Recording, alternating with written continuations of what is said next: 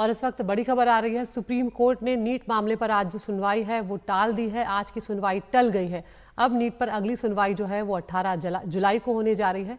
आज ये दूसरी सुनवाई थी जो बहुत अहम सुनवाई थी। 4 जो अलग अलग पक्ष हैं जिसमें सरकार है, एनटी है, याचिकाकर्ता हैं, सीबीआई है, इन्होंने अपने पक्ष रखे थे, अपनी रिपोर्ट जो है वो दाखिल की थी। लेकिन यहाँ पर सुप्रीम कोर्ट ने कहा है कि सीबीआई ने इस मामले में स्टेटस रिपोर्ट दाखिल कर दी है।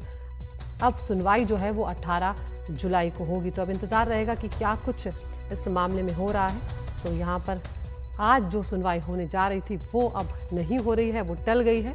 सीबीआई ने अपनी स्टेटस रिपोर्ट इसमें दाखिल कर दी है और अब 18 जुलाई को अगली सुनवाई होगी इस मामले में। तो यहाँ पर सभी पक्ष जो है उन्होंने अपनी दलीलें रख दी थी और ये मामला इसलिए भी बहुत महत्वपूर्ण है क्योंकि लाखों छात्रों का भविष्य इससे जुड़ा हुआ है। यहाँ पर सरकार की तरफ से और एनटीए की तरफ से ये साफ तौर पर कहा गया कि बड़े स्तर पर धांधली नहीं हुई है और दोबारा परीक्षा कराने की जरूरत नहीं है। सीधा चलते हैं रवीश के पास। रवीश, क्या खबर आ रही है इस वक्त?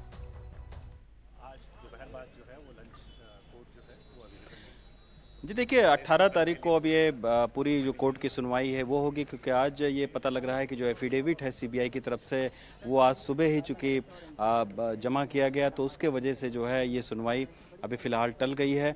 18 तारीख को यानी गुरुवार को जो है वो ये सुनवाई होगी। हमारे साथ में ये वकील भी हैं याचिकाकर्ता की तरफ से, अभी हम इनसे भी बातचीत आपकी जो है वो सुनवाएंगे। लेकिन ज़रूर ये कहा गया है, आपने देखा कि एनटीए ने कल हलफनामा दाखिल किया था और उसमें उन्होंने कहा था कि उस तरीके से बड़े स्तर पर कोई गड़बड़ी नहीं हुई है। जो गड़बड़ियाँ हुई हैं उनको ट्रैक कर लिया गया है। कुछ जो है वो छात्रों को भी चिन्हित कर लिया गया है और उनको 3 साल तक बैठने नहीं दिया जाएगा। साथ में उन्होंने ये भी कहा। अच्छा सर, ये अभी तक क्या क्या हुआ है सर? अभी तक सर आज की सुनवाई के लिए आज की सुनवाई में कुछ नहीं है। लंच के टाइम में कोर्ट ने जो है वो मैटर को क्योंकि कोर्ट अवेलेबल नहीं थी आफ्टर लंच, तो मैटर को एडजर्न कर दिया है थर्सडे के लिए। वेडनेसडे प्लान करा था क्योंकि Monday Tuesday solicitor general available नहीं थे, तो वेडनेसडे ऑफ हो गया। तो फाइनली अब मैटर जो है थर्सडे को आएगा। सर अभी तक क्या क्या बातें सामने आई हैं एनटीए की तरफ से? एनटीए ने अपने रिप्लाई में स्ट्रेट अवे लास्ट हियरिंग से कॉन्ट्री स्टैंड लिया है और स्ट्रेट अवे रिफ्यूज़ कर दिया है कि कोई किसी भी तरह की कोई बंगलिंग नहीं है। कुछ और नए फैक्ट्स आए हैं। पहले 67 टॉपर्स की बात हुई, री एग्जामिनेशन के बाद में वो 61 हुए और अब जो एक नया स्टैंड और आया है कि वो 40 उसमें से 17 ही जो मेरिट पे 720 आउट ऑफ 70 लाए हैं, बाकी 44 को फिर फर्दर जो है वो कंपनसेटरी मार्क्स दिया गया है, जो कि एक क्वेश्चन गलत है। तो बाकी 44 बच्चे ऐसे हैं जिनके 715 मार्क्स बनते थे, पर क्योंकि क्वेश्चन गलत है इसलिए उनको 720 दिया गया है। तो इस वजह से रोज एनटीए और भारत सरकार जो है वो नए नए ग्राउंड्स और नए नए तरीके लेके आ रही है ताकि किसी भी कॉस्ट पे रीनीट को ना बचाया जाए। टेलीग्राम के बारे में सर क्या कहा गया है? टेलीग्राम के ऊपर भी उन्होंने कहा है कि ये एडिटेड वर्जन है। तो हमारा कहना है कि मे बी कुछ इन्फॉर्मेशंस बच्चों के पास आई हैं, बच्चों ने वो सारी इन्फॉर्मेशन कोर्ट के आगे और रिस्पेक्टेड अथॉरिटीज़ के आगे रखा है। सिर्फ एनटीए का ये कह देना कि वो एडिटेड है ठीक नहीं है। इसको किसी फॉरेंसिक, क्योंकि कोर्ट ने भी कहा है कि इसको फॉरेंसिक और बाकी लेवल पे चेक करना चाहिए है, तो एनटीए ने ये नहीं बताया कि उसका बेसिस क्या है। क्या उन्होंने अपने ऑफिस में बैठ के चेक कर लिया है या कोई एक्सपर्ट ने इसको डिसाइड करा है? सर कुछ लोग पकड़े गए हैं, कुछ उनके बारे में भी जानकारी नहीं। इसके अलावा एक और इम्पॉर्टेंट है जिसपे कोर्ट ने क्लैरिफिकेशन मांगा था कि लीक कब हुआ है और सबसे पहले कब लीक रिपोर्ट हुआ है और उसका स्प्रेड क्या था। इस पे एनटीए ने अपने एफिडेविट के अंदर जो है वो बिल्कुल साइलेंट रहा। एनटीए ने सिर्फ 2 बातों को लिया है। पॉइंट ए पे उन्होंने पटना लीक को भी उन्होंने, और जो सबसे इंटरेस्टिंग स्टैंड लिया है कि एनटीए ने पटना लीक को भी, जिसमें प्रॉपर एफआईआर है जिसकी जांच सीबीआई कर रही है, एनटीए ने पटना लीक को भी डिनाई कर दिया है। तो एज पर एनटीए जो है ना तो पटना में लीक हुआ है, और एक इंसिडेंट और उन्होंने अपने एफिडेविट में लिया है सवाई माधोपुर का। तो सवाई माधोपुर में भी उन्होंने कहा कि कोई लीक नहीं हुआ है, जबकि अब पहले अपनी वेबसाइट पे ही उन्होंने अपलोड कर रखा है कि लीक 4:25 पे हुआ है। तो एनटीए अब टोटली अपना स्टैंड चेंज करा है और उन्होंने अब ये बोला है कोर्ट के आगे एफिडेविट में कि किसी भी तरह का कोई भी लीक नहीं हुआ है। सर अगर पटना में लीक नहीं हुआ तो फिर कुछ लोग जो पकड़े गए हैं वो फिर कहां से पकड़े गए? हाँ, यही देखने वाली बात है। अगर नहीं गए हैं तो उन सबको छोड़ देना चाहिए। स्टैंड में क्या कुछ ऐसा है कि बेनिफिशियरीज कैसे अलग होंगे, इसको लेकर अब तक कोई जवाब दे पाया?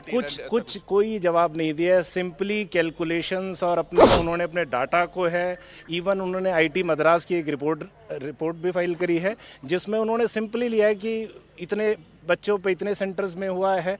एक उन्होंने और अपने एफिडेविट में, जो पिछला एफिडेविट जो फाइल करा था, उसमें एक उन्होंने और स्टेटमेंट दिया था कि हमारे जो बच्चे हैं, जो अलॉटमेंट ऑफ सीट्स है उसमें मैनुअल इंटरफेरेंस नहीं होता, वो कंप्यूटर बेस्ड होता है। तो अगर ये बात फैक्ट है तो कैसे झज्जर के बच्चे एक ही सेंटर में, जिनका जिसमें सीक्वेंस से उनके रोल नंबर आए, वो 6 बच्चे और उसमें से 6 बच्चे टॉप हो गए। तो कहीं ना कहीं ये सिस्टमैटिक लीक है।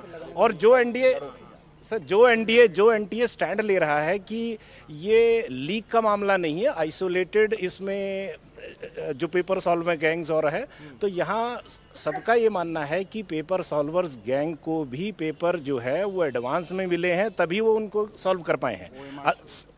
तो ऐसी बहुत सारी चीज़ें हैं। कुछ तो सर सीबीआई ने जो हलफनामा दाखिल किया है, सीबीआई का हलफनामा जो है वो भी जब कोर्ट उठ रही थी तो कोर्ट ने बोला है कि सीबीआई का हलफनामा जो है वो कोर्ट को सील कवर में, और मतलब कोर्ट को ही दिया गया है, उसका एक्सेस जो है वो किसी भी काउंसिल को नहीं दिया। तो ये याचिकाकर्ता के वकील हैं जो ये कह रहे हैं कि एनटीए ने अभी तक इस केस में तमाम सारे यू टर्न लिए हैं। अब देखना होगा कि जब ये गुरुवार को सुनवाई होगी तब ये पता चल पाएगा कि आखिर सीबीआई ने अपनी जांच में क्या कुछ पाया और क्या सुप्रीम कोर्ट नीट की परीक्षा करवाती है या नहीं।